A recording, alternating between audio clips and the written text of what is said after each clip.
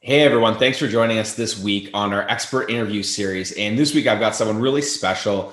He's a colleague of mine from across the pond, so to speak. I met him online at another course that we were in a couple months ago, I think even maybe a year ago now. And what really stood out is he was doing some information about emails and being able to create more engaging emails that are going to get people to opt in, get people to connect with your brand and improve your overall marketing. So I've always been a huge fan of email-based marketing.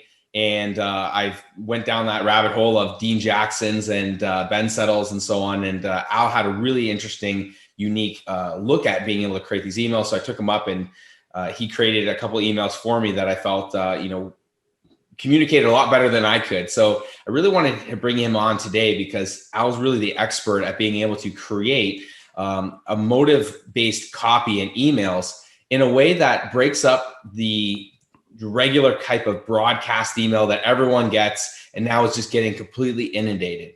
And what I've been finding, and I'm sure that Al will kind of touch in on it, is that a lot of the time people are just getting the same types of emails and they're pretty much market blind. Now, if we can start creating emails or having conversational based emails that draw emotion, people are more likely to interact, wait for your emails, and also take the action. So I really appreciate you jumping on. I know it's a little bit later where you are in the world right now, but it's going to be super awesome. And I'm excited for you to kick everything off. So maybe just tell us a little bit more about yourself and we'll go from there. Okay, cool. Well, first of all, thank you for inviting me. I'm a big fan of your work too. Just a little bit about myself. Then I've been in marketing, general marketing for years and years and years, probably sort of almost 20 years now. But it's just been quite recently I've been specializing in the content or email marketing. I tended to find that whilst I can and do Facebook campaigns, my strength was writing the creative for the campaign. And then I'd have much more fun writing the email follow-up. So I realized that there's plenty of people out there who are better at doing traffic generating stuff than I am. So I thought I'd just concentrate just on the email marketing and specifically using email marketing to convert what I call browsers into buyers. So in other words, when someone cold traffic, that's nerd speak for someone who has never been on your site before, goes to your site, then my company will help you take them and turn a browser into a buyer. It'll turn into a buyer. So we do that generally by getting to opt into some kind of email list and then using email as the main tool to convert them, to build trust, and basically just lead them by the hand gently and elegantly towards your sales page or your buy it now button. So that's essentially in a nutshell. So there's huge amounts of marketing and we just do this tiny little bit here, which we hope we do better than almost everyone else. Yeah, I love it. And I think that's a really important thing. And part of the reason I like to bring you on here is just that the same thing with practitioners. We always say, okay, well, there's physical therapy or chiropractic or massage, but there's segments of that where you could specialize on people who are golfers or specialize with people who have weight training injuries or frozen shoulder or seniors and stuff like that. So I think it's really important from a marketing standpoint for people to really understand that there are experts and other components that when you start to refine them are able to kind of get moving forward. There's a guy called Scott Alford. I'm sure you follow him. Yeah, I've heard of him. I think he might be from where you're from anyway. But he said something on Facebook the other day that said that your customers aren't buying from your competitors because they're cheaper. They're buying from your competitors because they're more relevant.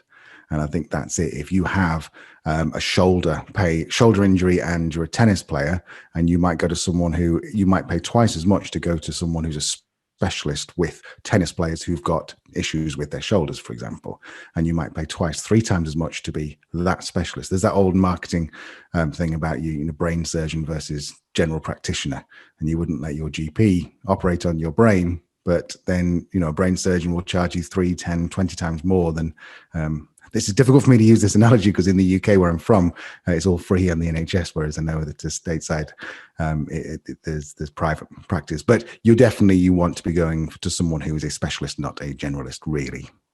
Exactly. So maybe tell us like a little bit about sort of like where you start. And I know we had conversations before about creating emotional copy and you gave some examples.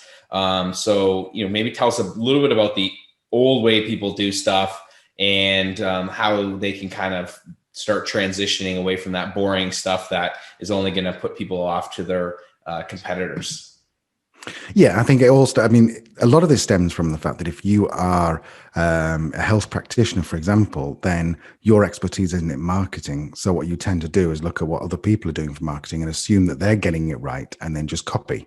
And so it's actually, when you're creating any kind of content, you're trying to go for emotion, then it's the old way was you would, well, actually the old way without emotion would tend to be you would start off with yourself. And so you'd say, right, I do this, I do that. I can help you fix this. Because of course, when you're coming from the point of view as there's a problem here, you're behind it, you're sort of saying, hey, I can fix this. Look, let me fix this for you. Let me fix this for you. And that's sort of this myopic view of just saying, I can fix the problems. Whereas there's lots of other people out there who can fix the problem. I think what people really want to do is they want to be engaged and they want to know that you're the person who can fix it. And the way that we do that is through stories. So for example, with the old way, people tend to talk about techniques. They talk about the science behind something. They might talk about actually the what you do. Whereas the new way would be going much more benefit led. So you might tell a story about, rather than the actual way that you treat something, just the difference, the before and after of before this person felt like this and after this person felt like this. And it's not really about what you do for them, the actual literal physical manipulation. That's not what it's about. It's about the transformation. And this is something which I think that I don't know why more marketers don't teach this. Maybe they want to keep the secret to themselves, but it's this transformation of going before and after. If you can take someone down a road and you can talk to them, first of all, when you're talking before, if you can almost read their mind and read back their thoughts to them, then you instantly build trust and rapport, because they go, God, yes, that's exactly what I felt like. Yes, this guy really, really gets it. This girl really, really gets it. And then that's the way you can lead someone down this transformation, and you can tell them what it's going to be like after they work with you, if that makes sense. Yeah, that's super important. And often as practitioners, I know for myself, like we're not really taught in that emotional way. We're taught very logical, very, step by step by step. So it makes sense for us to, say, hey, if you've got back pain, this is why you have back pain and this is what you need to do. And often I even find that people as practitioners will use language that's relevant to us, but not language relevant to the other person. So we start utilizing muscles or nerves and stuff. No one even knows what that means. So it goes back to what you mentioned before about not being relevant.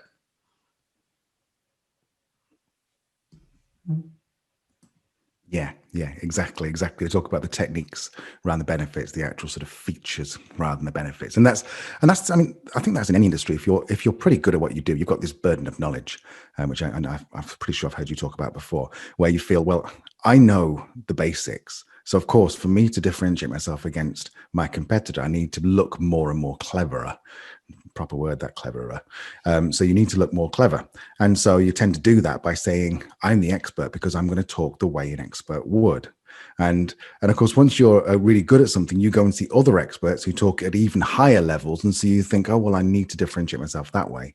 Whereas actually it's the rapport, which is the way you differentiate yourself. It's the way that if you can take a complicated idea and you can get someone, I'll say on the street, someone who's not in your industry to understand that idea, then you have got their trust for life, because they then understand it. And it's a really difficult thing to do, to kind of take all your knowledge and try and strip it out your head, especially when you're writing copy, which is often why a lot of copywriters are good when they don't have any previous knowledge about the industry, because they don't have that burden of knowledge.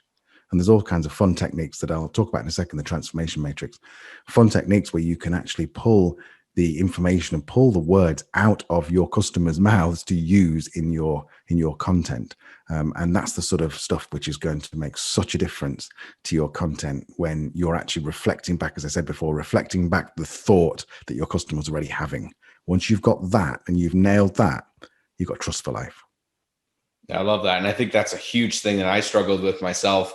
Even now, I still always have to work on it, but being so, I have 2 medical licenses, and going down that path, it's like you really start to become disillusioned in terms of how you are even talking to the patient or client itself. And it's hard to snap yourself out. It took me a long time to tried to speak at that, that Hemingway 5th grade level or whatever is always suggested. But when I did, it allowed me to create deeper connections. People understood more. They did their homework. I got more referrals and whatnot. So yeah, I think it's a good transition into talking a little bit about that transformation matrix that you mentioned, and helping us get out of our minds and getting into the right sort of stage to be able to write the right things and say the right things. Absolutely. Well, I just recently did this transformation matrix. I'll first of all tell you what it is, and then I'll tell you a little bit about the application in a recent project. So there's a guy called Ryan Dice who is, I don't know whether he's just moved on or he's still the CEO of Digital Marketer. Excuse me. And he's a phenomenal marketer. And I don't know whether he's literally come up with this out the thin air or whether it's like he's developed it. But it's a matrix where it gives you 5 questions you can ask a customer. And the idea is along one side, it's got 5 questions. And then along the top, it's got before and after. So let me take just row 1, for example. So how did your row 2 is an even easier one feel? So you'd ask a question to your fictional customer. So you might be imagining someone if you can't actually speak to them. But if you can, ideally, you say to them, look, tell me, before you came to see me, when you had this problem, how did you feel? And then you'll just listen. And then I use what I call this we 3 sort of technique, which is I go, and what else? And I'll say it 3 times. What else? What else? What else? And generally, by the time you say the 3rd time, what else, you're going to come out with some gold. And they're just going to say something just off the cuff without even thinking about it. And you're going to go, that's the headline for my next advert. That's the subject line for email 2. And they basically write your content for you. And then you go and ask them the same question. So what did you feel after? And so you'll do the same thing. So they'll tell you, and then you go, what else? And then you say, what else? And what else? There's we 3. What else? And so by that time, they're going to give you again some real nuggets. By the time you've asked them a 3rd time, they're really going to delve deep into their head and go, well, actually, oh yeah, it's just silly little things like I can pick up my little girl again. And you go, oh, well, there you go. That's a great email. So the story about the guy or the girl whose back was so sore that they couldn't pick up the little girl for like 6 months. And then when they got it fixed, it was just joy. And then what we're not talking about there is going, oh, well, we used this particular technique, the Fleming technique, to do this and do that. You're saying really what it really means to you is that you can pick up your little girl and you can give her a proper hug. And that sort of stuff just makes you go, oh, because it gets you right in the, right in the heart. I mean, can I share the screen with you? Yeah, for sure. Is that possible? I think Zoom has to enable it now. Cool. Whenever you're ready. Okay. So let me just get the right one up. So Google Chrome, I think no, it's not that one. Is it this one? Let's spin back to where we were talking. We were saying that the transformation matrix, and I was talking about getting you in there. Yeah, for sure. And okay. That's no big deal. I'll just upload the thing afterwards so people can access it. Okay. So I do have I have this on a Google Sheet, which I'll give you a link so your guys can just make a copy of it and use it themselves. And I find it a really useful way just to collect all the ideas. But I was talking to, I've got a project at the moment about fostering in the UK. And so the idea is I'm working with an organization to help them to find more foster parents, which obviously is a really worthwhile project and really good, but obviously very, very emotive. And there were some of the things that when I was on the phone for about an hour and a half to a foster carer, and I was asking them about, going through this transformation matrix. And I got maybe 20 different ideas for Facebook ads for emails based around that. For example, things like he said, I felt guilty that I had a really good childhood and other people didn't. And now I just felt like there's no way for me to give that back because my children had a great, and then when my children left, I just felt like I was in this, my house was empty and my Sunday lunch table was just empty. I find myself putting down forks and knives. It's just me and my husband. And, and this is all just great content. You go, so immediately you can think, okay, so there's a Facebook advert, make Sunday lunch special again. And you have a picture of an older couple who may be in their 50s with 2 small children at the Sunday lunch having a great time. And then you're selling this idea of the after. And of course, if you're clever with video, you can do a before where someone's just setting an empty place and then remembering, and then after, and then they've got the children. And it's just stuff like that, which I probably wouldn't have come up with, but I definitely wouldn't have come up with unless I'd really spoken to this guy and listened and kept saying, what else? What else? And the content writes itself. It's just great. Yeah, But I that's can, really interesting. I'm curious, like when you're asking, and I've always sort of gotten different people's takes on this, but like when you're asking like transformational matrix, or you're doing like that kind of interviewing, and you're getting sort of different people's perspectives. And there's another guy that was on another expert interview series, and I always use a thing like this profile or Colby and kind of personality tests. So do you find that you try to get different personalities or different types of, patients, or maybe you're taking your ideal top 10% of patients and like in getting details of them? Because sometimes, I found that I'll ask some people and it'll be like a 180-degree flip in terms of what was kind of motivating for them. So well, creating content, I guess, or copy that's going to resonate with everyone. that's a really good point. That's a really good point, because there's obviously different types of personalities. There's 16 basic ones, isn't there? And multitudes once you add them all together. And then, so you can't write copy that's going to appeal to everyone. So what I always suggest is that you, first of all, find one of your clients and think of one or two of your clients, your favorite clients, that if you had a genie and they gave you a wish and you could duplicate just one client, who would you clone? And then just go for them, because first of all, you probably have a good relationship with them. But secondly, if you have got the option, which you do with content and marketing, to go and find more people, you might as well go and find more people who you love and who you want to work with. So I would say that first of all, just find this person who you love and go and speak to them, and someone who's like them. But secondly, you can overthink this, and I definitely do this all the time. My wife calls it being on step 7 where you've not done step 2, and you think, well, if I don't go and speak to someone with this INKJ, I don't know anything about the personalities, but the INKJ or whatever, and you go, well, they're going to be different to the people who are BD. Oh, careful, I'll finish that. BDYT. And so you have to say you can't appeal to both those people at the same time with the same copy. You can. What I suggest is then just generally finding a piece of copy with some basic stories. And then once you've got that working, start to scale out a little bit, and you can start to experiment by putting in different copy, which is appealing to different people. But don't start off by thinking, I have to create 4 different versions of this email to apply to 4 different personality types, because you're going to be massively overwhelmed, and you're going to end up not doing any of it, or doing all of it really badly.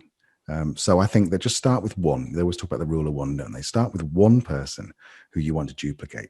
Just try and find 1 or 2 hooks that you think, okay, well, even if you were like the opposite this person, then if we're talking about back pain, well, clearly, if you've got back pain in children, this idea of bathing them, this idea of picking them up or something, that's going to be universal regardless of your personality type.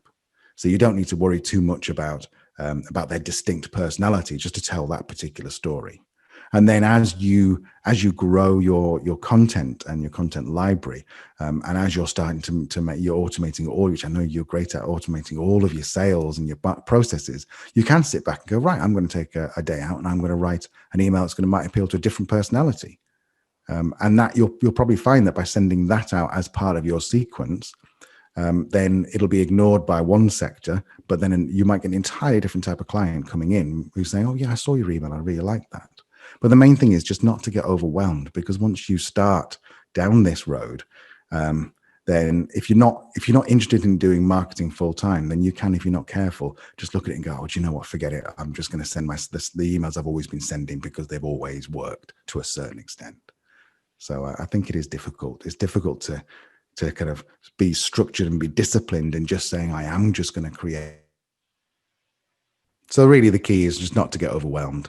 It's just to think about just the rule of one, just trying to talk to one person, think about your ideal customer, and just think about how they think, and just use generic stories. So of course, if they're an astronaut, then you don't want to be writing about how to help astronauts with knee pain, because that's just going to be far too niche. But as an astronaut, what's happening, right?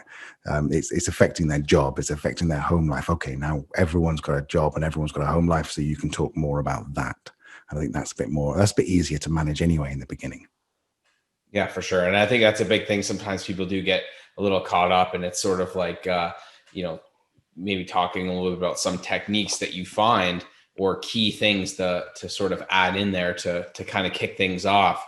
If someone was just saying like, hey, where do I even start for this? Like, what should they kind of do as the basics? They've done their transformational matrix and now they're ready to write. Where kind of should they start? Well, you just had something. It was a really good point that there's the shiny object syndrome, where I think all of us entrepreneurial people will be attracted to these shiny objects, where we look at it and go, oh, well, they're doing something slightly different, so they reckon it's a brand new system, so maybe I should go and follow what they're doing, and that's the way to do it. And it's not the way to do it. It's the same way they've been doing it 20 years ago, 50 years ago. If you watch Mad Men, if you go back to the 20s, you go back to even like the late 1800s, where they were running for adverts in newspapers. It was just essentially telling a story and showing a transformation. So what I suggest is that to start off with, all you need to do is just be really clear on your sort of features and benefits. So your feature, if you, as I said before, I don't tend to work in your industry, so please correct me with my terminology here. But if we're talking about back pain, which seems fairly universal, I can probably understand that. Then, as I said before, your feature is that you use a particular treatment to help back pain, but really that's not what they care about. What they care about is just stop this agonizing pain. And then the second thing, you just layer on this content-rich language. So you're telling a story. So for example, I drafted up a little email earlier. I won't read all of it, but I'll give you a link to it if you want. But this was just me thinking, okay, right, if I was a chiropractor and I want to talk about lower back pain, then this is how I might say it. I don't want to be saying, if you suffer from lower back pain, then there are some great things that have been recently found that you should try this and always stretch and blah, blah. So instead, I hear from everyone else. Exactly. So I just I wrote a subject line that said it felt, and I put this in inverted commas, which is a great trick, by the way, to get your subject line in inverted commas or quotes, because then it looks like someone's already said it. So immediately your eye is drawn to it, and you're thinking, oh, this is what someone said, and all of us want to hear what someone else has said. So in quotes, it felt like I've been shot in the back. And then it goes on to say, I want to tell you about one of my clients who I call Simon. He was active, etc., etc. So what we're doing there is telling them, okay, Simon's like you. And then he came to me back in the winter, complaining of dull pain. He just had a baby, and things like standing up or from the couch with a baby were becoming pretty painful. Okay, so what I'm trying to read the problem back to them in their voice. Now, of course, your clients will know much more about this than I will. But then so the story goes on and says, I recommended this. I never saw Simon. I didn't see Simon again that summer. I hoped he was okay, but I suspected he wasn't. And then one afternoon, I got an urgent phone call, and he says, I feel like I've just been shot in the back. Please help me.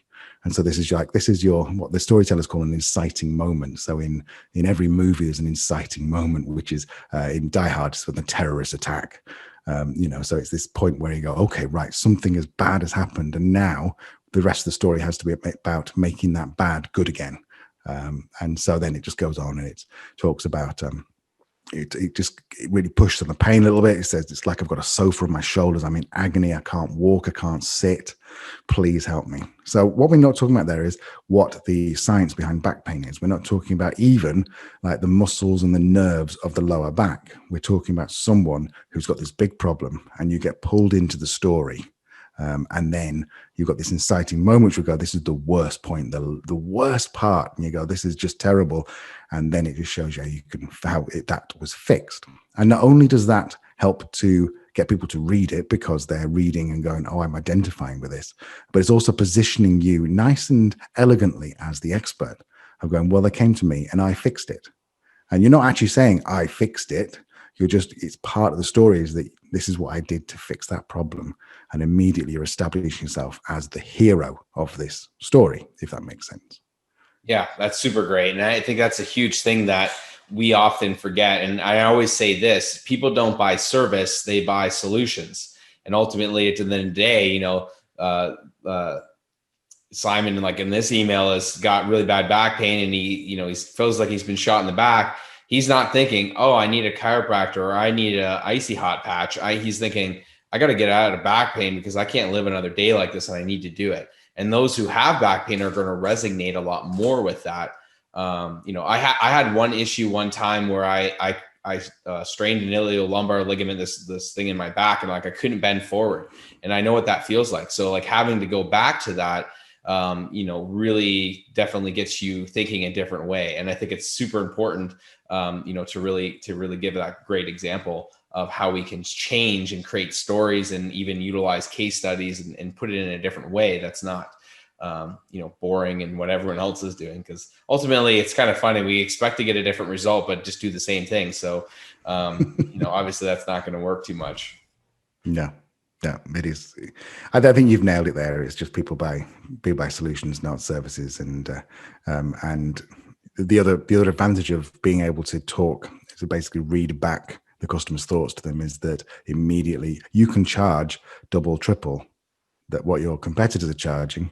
And they're going to choose you because you're the one who's most relevant to them, like we said before, and you're the one who understands their problem. And I think that's just, it's so great for so many reasons. Definitely. For sure. And maybe like tell a little bit about some of the keys that you find with stories. So like you gave a really good example of like the headline to get the open. So, obviously if people don't open the email, they're not going to be able to read the content. So like, a really good headline is one of them. And then, you're kind of using, I know you mentioned before where you were talking a little bit about like the starting point, and a lot of people talk like that in copy with this like a lead, right? So like the lead, not like a prospect lead, but a lead of like writing into the pre-frame prior to the story, sort of announcing the story, getting into the feelings, and then, sort of positioning yourself as the hero. Is that sort of the kind of 3-step process, not including the headline opener, that you use? Yeah, I mean, I have something called the Disney framework, which is not mine. I've blatantly ripped it off from someone else, and I'll go through that in a second. But something you said that was really key is that in terms of email marketing, you've got basically every single element of it is designed to sell them on something. So the from name is designed to sell you on trust. So the sender is trustworthy. So we don't want to be changing that often. You want to be keeping that. You don't want to be having something like GNB Services Limited, because who the hell's that? You want to be having, and I always use the formula of name at, so first name at, and then company name. So I'd be Al from Oblong, for example, or you might be, John from GMB or something like that. But you want to make that's to sell them on the trust. Yeah. The second thing is the headline. You're basically selling them on the open, selling them on the click. So when people read emails, and I'm sure you're exactly the same, and you're listening the same, you'll scroll down, and generally you look down one side to see if there's anyone you know, and you go, oh, yep, I know them. You look across to the left, look at the headline and go, is this relevant to me? And then you'll go, oh, that is a little bit relevant. And there's something called teaser text, which most people miss. If you use anything like MailChimp or ActiveCampaign or Drip, they'll let you customize this teaser text. It's the preview that pops up on your desktop and also on your phone as well. So it might say Al from Oblong, then it might say, if your emails aren't working, read this. And then underneath, I might put something, this off the top of my head, so it's not going to be the best work, but something like how Fiona doubled her open rate. And that's the teaser text. So the whole point is that the teaser text is getting your curiosity, selling them the curiosity. Now, as soon as you click open, you've got your email in front of you. You need to be selling them on each line is designed to sell them to read the next line. Now, what I don't recommend is going into the technical copywriting books. There's hundreds of books out there that are going to tell you exactly how you structure a perfect copywriting framework, etc., etc. I think what's much more important is if you can reflect your readers' thoughts back to them, then you don't need to follow this framework. I'm going to show you. Having said that, I will show you a framework, but I'm just going to show you a little book. I keep this by me at all times. It has a tiny bit of profanity in the title, but it is asterisked out. And is that mirrored? I'm not sure. Everyone can see it. So basically, and this is by Stephen Pressfield, who's a well-known author, and this book is fantastic. And what it really does is every single page has got sort of just made small in it, or lesson. Then it goes on and gives you another lesson. And this is a brilliant way to learn how to write. Now, you don't have to be technical and go, right, I need a first paragraph, then I need to lead into the second paragraph, I need to have this and that and the other. You just need to know, first of all, how to format your emails, which is don't do big blocks of text. The rule for anything online is one paragraph, one sentence equals one paragraph.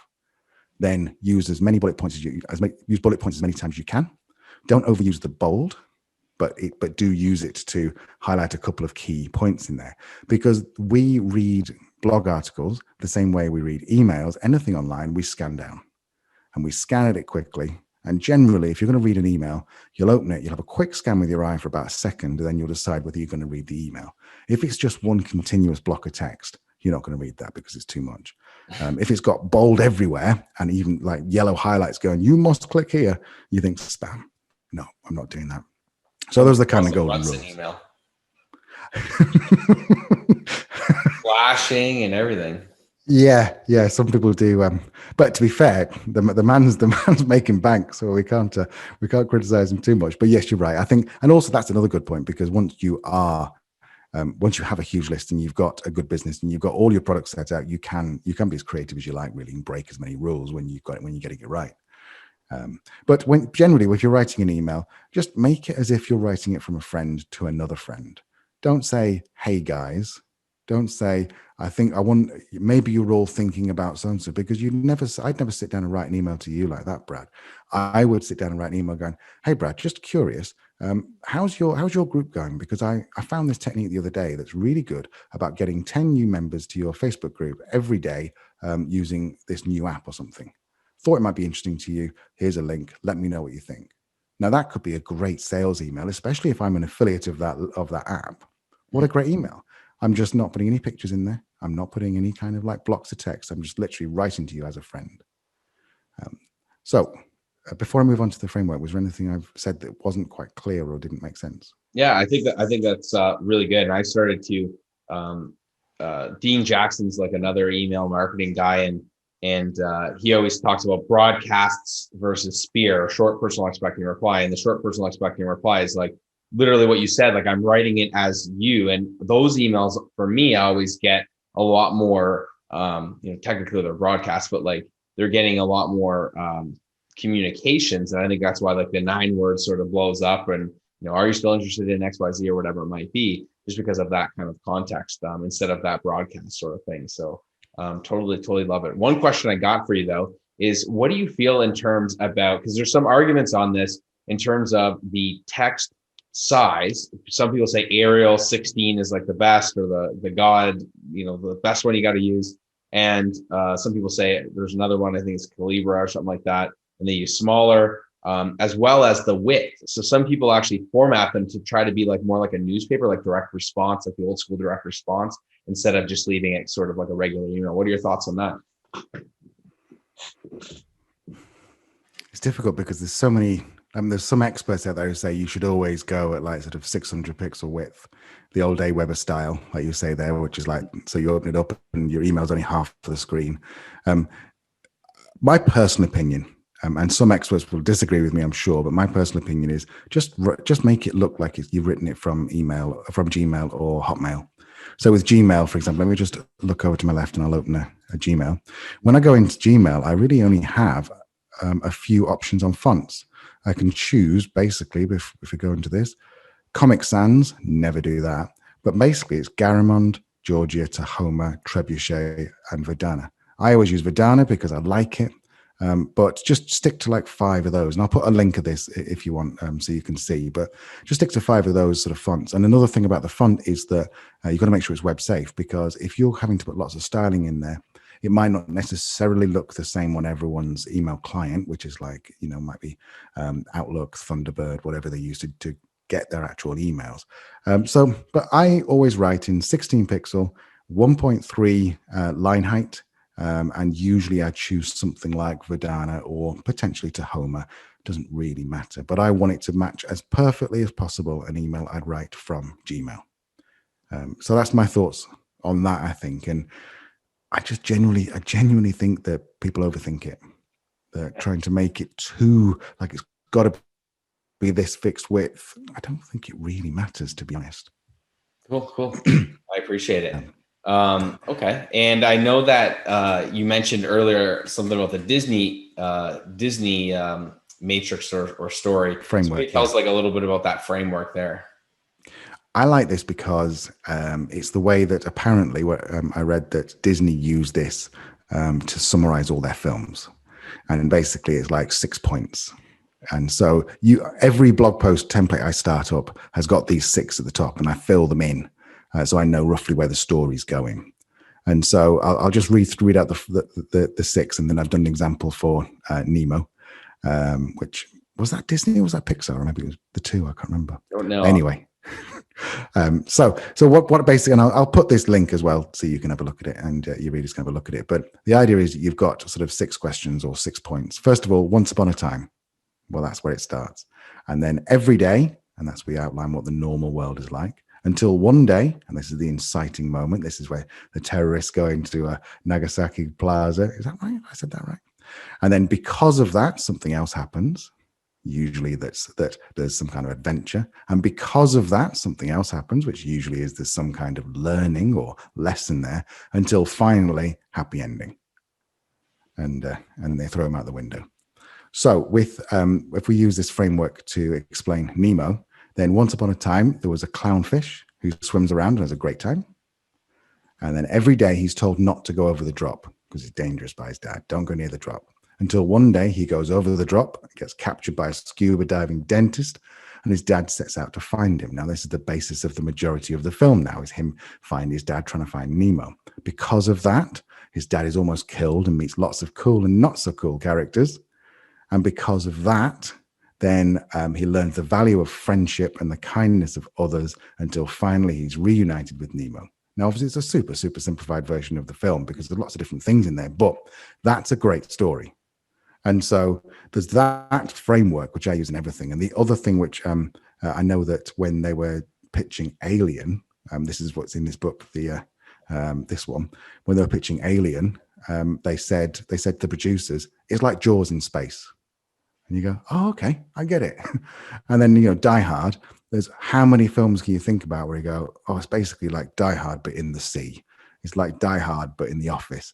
So that's another great way to sort of summarize, if you can, find an existing story plot and use it. Now, I've talked a little bit abstractly about that, but then if we were going to put that into terms of actually writing an email for a practitioner, health practitioner, then you might then you probably saw some of this format in the email that I talked about before, where you got shot in the back. So once upon a time, Simon was feeling a little bit of a twinge in his back.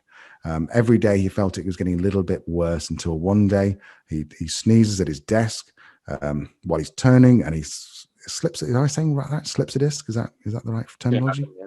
Bulge disc. Yeah. There we go. So that happens. So because of that, he can't pick up his children. And then because of that, then he feels like he's newborn. He can't touch his newborn. He can't go to work. He's bent over double. He can't do any of his sports until finally he meets Pamela, who is going to give him the treatment and is going to fix everything for him. So you can just see that it's just a really simple way of creating a story base, but having this framework that you can just work towards and just basically fill in the blanks, and it just writes itself. It's just great. That's cool. Yeah, I think that's a really good hack to get people to think, because that's often the objections I get with people is they're just like, well, I don't know where to start. I don't know what to tell. It's like, well, you've got patients all around you or clients all around you who have went through difficult times. Like let's label out that journey. And a lot, when I get testimonials, I try to ask the questions like, where were you before and what was life like? And what was that like? And well, after you got some results, like what results have you seen and how has that impacted your life? And, what do you tell people kind of on the fence and stuff? So I think it's really good to always tie it back to the big idea of like, they had back pain. Yes. But what did it limit them from doing? They couldn't play golf. They couldn't play with their kids. They're missing out on enjoyment and, not feeling like the old man who's falling apart, or, worse yet, losing their independence. You worked your entire life and retired, and now you can't go travel because you can't walk upstairs because your knees kill you or whatever. So I think that's a really, really big component. Yeah, that's brilliant. And you just mentioned there the fantastic hook, which obviously you've used, which is the future pacing, getting older and not being able to do all the things. Imagine this with if you don't fix this problem now in 20 years time. And so powerful, so powerful. In terms of inspiration, I know that you're a big fan of finding inspiration outside of your current niche. And I have an email account that I set up, a Gmail account that I just use to subscribe to lots of different people's email sequences, just so I can get lots of ideas. Because you go and subscribe to someone who sells dog food, for example, someone's a dog trainer, someone who sells holidays, whatever, then you'll find a good one after a while. And then whenever you want an idea for an email, you just scroll through their emails and just look at them and go, okay, right, they talked about if they're a dog trainer and the dog doesn't come back to them, well, let's use that format he's used there for my particular sector. And also batching as well. I mean, I like to sit down because I'm a nerd, like to sit down on a Sunday afternoon and just write out maybe 20 or 30 different email ideas for that week. I won't use them all, but it's a really good way of just getting sort of like, once you've come up with 10, you'll come up with another 10 easily, another 10 easily. And then you'll never run out of ideas because you've just got this big notepad full of stuff that you can talk about. Yeah, that's good. And maybe touch on that briefly. It's just how people, because that's another thing I hear a lot too, is like, well, I need like a framework to follow and stuff. And I know that like I try to I try to not just have, like a straight up sales based every single time, but I like to use ones that are more entertaining, that are kind of more upbeat. And then other ones like that back pain, like I feel like I've been shot in the back. That's kind of more of, I sort of refer to them as like negative connotations, where it's kind of like fear based. Okay, well, what is this about this? Whereas other people kind of respond to maybe more the educational. What are your kind of thoughts on that? Do you segment, or do you just sort of just write down a whole bunch of different ideas? In an ideal world, you'd segment based on all kinds of things like engagement, but you'd also try and segment based on their actual problem. And that's something which, if you've got a list of 5,000 or more, yes, you need to be segmenting. But if you've got maybe 300 people, then the juice isn't worth the squeeze. It's not worth doing that work just to segment, because you might segment down into groups of 75 people each, and that's just going to be too overwhelming again to have to create content for each of those people. But I think that I lost my train of thought there. We were talking about segmenting. We were talking about yeah, I was meaning more like if you're planning your week out, let's say I was going to send 3 emails a week, and some people send like 1 email a month or 1 a year. But how do you kind of like plan it out? Do you like to do one? I know for me, like I like to do one that's kind of more motivational, upbeat, and inspiring. Usually like a case study or success story in the beginning of the week. And then Wednesday, I sort of like to tell some other stories that were like, hey, someone was here and then they moved to this problem. And then I generally do like other ones that are like spears. Hey, things are coming up. Would you like to join us? We got a workshop next week. Would you like to join us? Or are you still interested in this? Like, you have kind of a flow for how you think like, hey, I'm going to write 3 emails a week. They should be covering these things or positioned this way or whatnot. I think that if you're just doing a welcome sequence, so for example, if you're talking about someone who's subscribed, the first 30 days, I think, have got to be scripted out. You can't just be sitting down and writing emails to these people, in my opinion. Yeah, exactly. So with those, it's different. You will probably have a mix of maybe a ratio of 3 to 1, maybe 4 to 1 of story based and then offer, story based and offer. If it's just sitting down and doing a daily or a weekly or a bi-weekly email or something, then I agree with you. I think that it's a really good idea just to start talking about your life. Just telling stories, telling stuff you found out. This is a great one. If you are an expert in health, which obviously a lot of your clients are, then go and find, it doesn't have to be anything particularly new, but go and find a piece of research that's got some relevance, and then just break it down and explain what it really means to your reader. And so something like that's a really nice way of just finding a bit of content that you can basically help explain. Excuse me. A lot of people think they need to be content creators, but actually, it's much easier to be a content curator, and you just have a list of all these different sources. And as long as you're not talking about your direct competitors, someone who's in the industry, who's well known, again, if you're in dogs, you might use Cesar Millan. And so just all these different sources, and just sort of, you can sit down and write an email very easily that just quote is talking about another blog post that Cesar Millan has put in, and then you just put a little bit at the bottom saying, this reminds me of Sandra, who had a Rottweiler, and she had the same problem. One of the things I found was really weird was giving him little bits of cheese when the postman came, and after a while he'd associate the cheese with the postman, and so that sort of stuff. So you don't need to be sitting down and writing from scratch every single time. In terms of ratios, I think that you're right. If you're sending an email and every single email is like, let me tell you a story, and then let me tell you about how you can buy my stuff, it just gets a bit tiresome. You mentioned before Russell Brunson, and in his book, Expert Secrets, is it? I forget. But in his book, he talks about two types of sequences. A Seinfeld sequence, which is which most people use, where it's just an email that goes out every X number of days, and it's just about a new thing. So Seinfeld didn't really have running stories through it.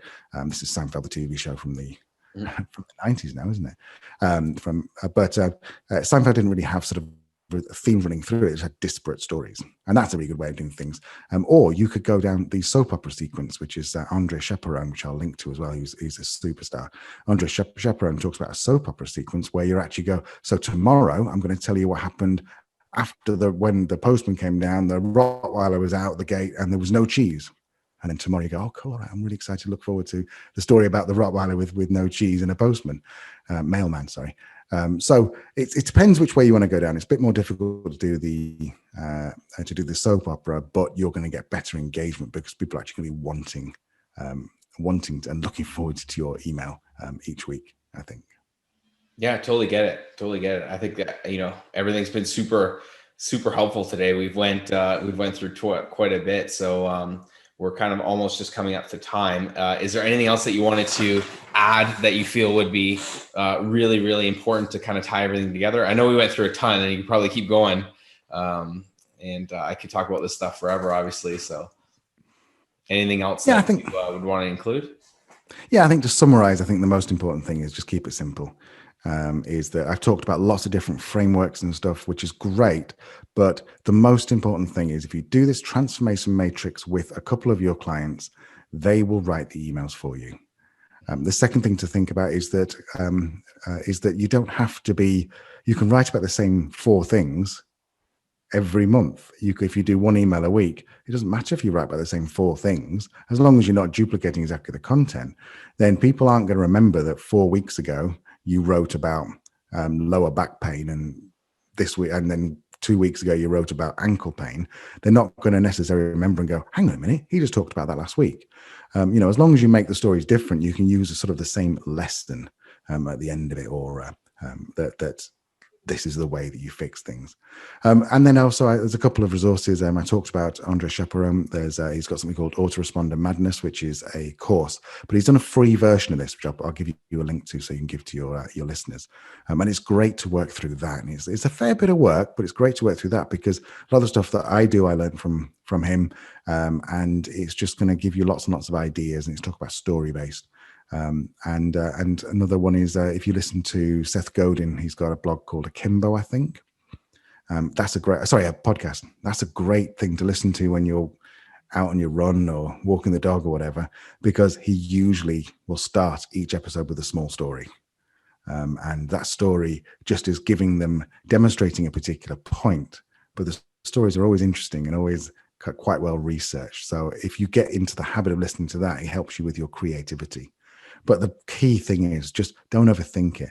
Just read their thoughts back to them, and they're going to think you're the guy for me. Awesome. Super valuable. And I really appreciate you coming on and sharing these different tips, because I'm seeing a lot of emails and even just content itself, and we could be doing a lot better and obviously positioning ourselves, getting significant better results. I really appreciate you coming on. How can people find out more information about you? And get some help or whatnot if they need some? If you've got a big stack of money and you want to give it to me, then go to oblongdigital.co.uk. That's oblong as in the shape of the email.